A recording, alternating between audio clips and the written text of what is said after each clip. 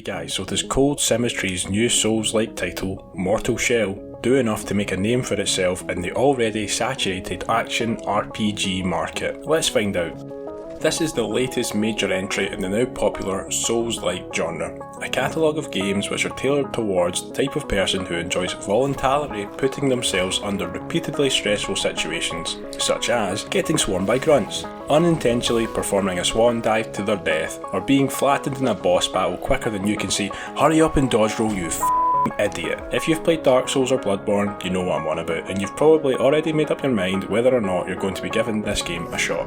But for those of you who are still on the fence, or maybe haven't taken the plunge into this particular tasty slice of gaming pie, let me explain to you the sadistic pleasure you might receive through playing it. Okay, so let's start with the story. Games of this genre have a really interesting method of storytelling in that there isn't really an obvious narrative plot, leaving you to piece together just what the hell is going on in the world through the sparse dialogue with NPCs, interaction with level objects, and the minimal cutscenes that are sprinkled throughout the campaign. And Mortal Shell's no different. You start off as this pale, fleshy character who kinda looks like a dishevelled engineer from the Prometheus movie. Anyway, awakening from a quick nap in the shallow water of an ethereal realm, after which you'll start your path on to, well, who knows where, your guess is as good as mine. After finding the game's first weapon, the one-handed hallowed sword, we'll come across our first boss, Harden, a man of few words who coincidentally will teach us our first ability. Wait for it, Harden. Who's next? The duo of dodge and parry? This feature of turning our character to stone is a replacement for blocking, but we'll get more into that in the gameplay section. Once we've slain this mini-boss, we're gobbled up by Mortal Shell's equivalent of the World Serpent, a giant catfish-like creature, and transported to the main game world known as Fulgrim. We awaken to the monologue, Fulgrim. A tower hums, where a muted dweller ruminates his fate. And that's it, off you go into the world. Best of luck, Foundling. From here on in, we'll quickly come across our first shell, which will grant the player additional health with a sacrifice to your base stamina.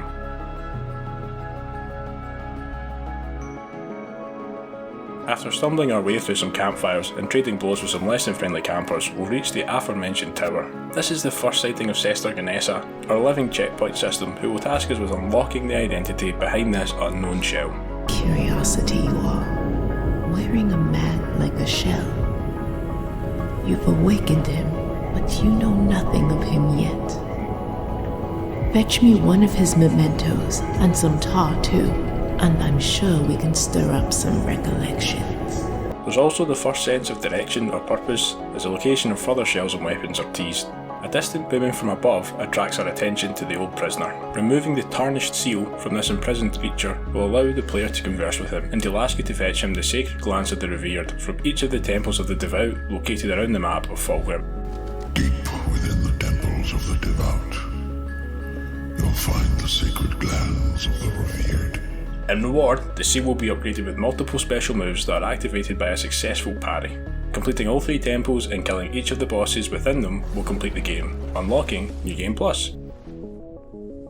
Now on to the gameplay, which will of course be compared to Dark Souls, and for good reason. It features a complex combat system as the player is required to study the attacks and movements of each foe, carefully planning their offensive and defensive manoeuvres. The ability to harden mid-combo is a unique feature to this game. You can get up and close to your opponent, deliver a flurry of blows and then activate the ability to block their return attack.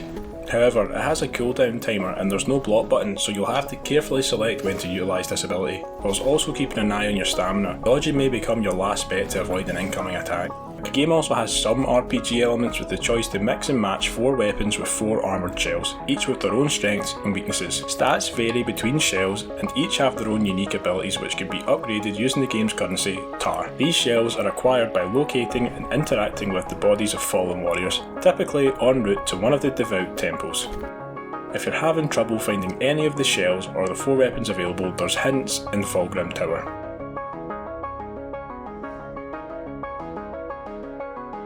Player can switch between each of the shells on the fly by using an effigy item specific to each character, although these are not infinite in use. Player arrives in Fulgrim armed only with a one-handed sword, but they can unlock 3 other weapons: the two-handed Martyr's Blade, the Smouldering Mace, and saving the best for last, the Hammer and Chisel. And you get these by completing a mini-boss battle with our old friend Harden inside the entrance to each temple. Once you've ventured deeper inside, you'll find the items required to unlock the respective weapons' extra attacks. However, they're not handed to you, and they're often found off the beaten path. There's a workbench at the tower which can be used to upgrade each of the weapons, increasing their damage and unlocking special abilities which are unleashed after building enough resolve through combat. Each weapon has 2 extra ultimate attacks, which are typically an area of an effect attack, a high damage single blow, or a damage buff.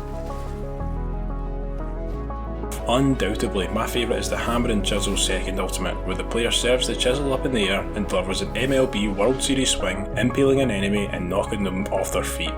There's an additional range weapon creatively named the Ballistazooka, which can be constructed at the workbench and is a ton of fun to use. I'd recommend saving enough tar to buy the tools required to build this weapon as early as possible, as it comes in handy to get rid of the pesky archers. Okay, so if you're starting out the game and you're unsure of how to play or which shell to use, here's a brief description of each.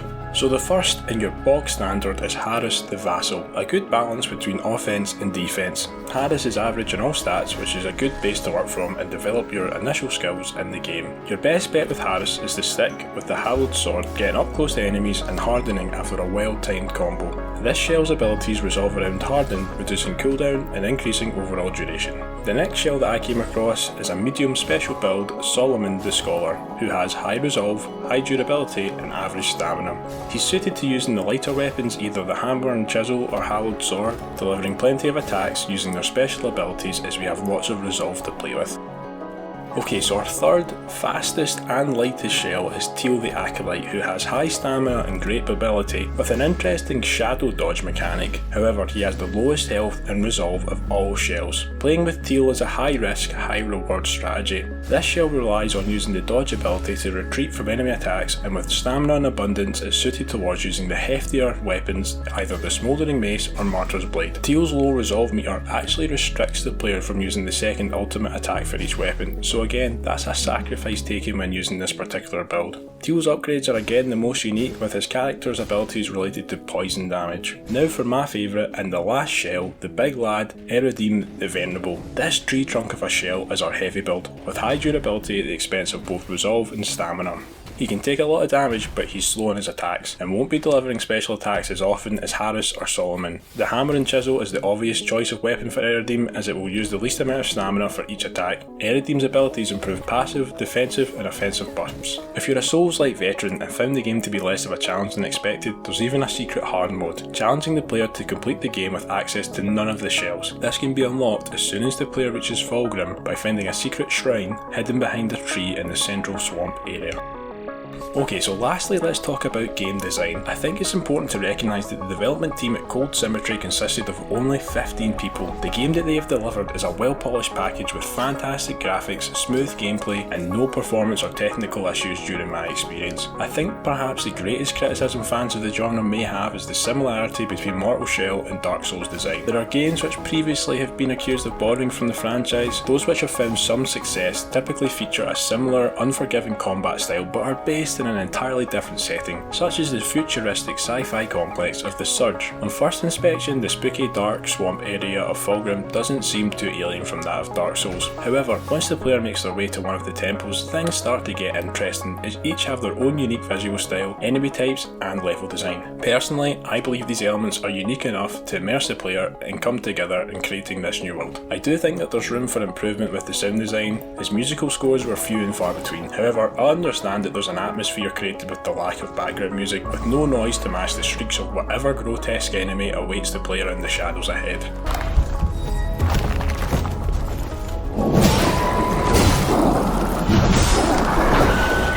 I did feel that the bosses were not entirely balanced, as two were a cakewalk and one nearly drove me to plunging my head through my desktop. Now I will admit some of this frustration is through fault of my own, as the first boss I tackled had been recommended to be left for last once you've spent some time building your character. Therefore, I was completely oblivious to the arse spanking I was setting myself up for. However, there's no indication from the game of any order to follow, so if you two end up in this situation, good luck friend, as there's no way to progress the game other than defeating the boss. For clarity, I'd recommend completing the Shrine of Ash and the Seat of Infinity temples before attempting the Crypt of Martyrs.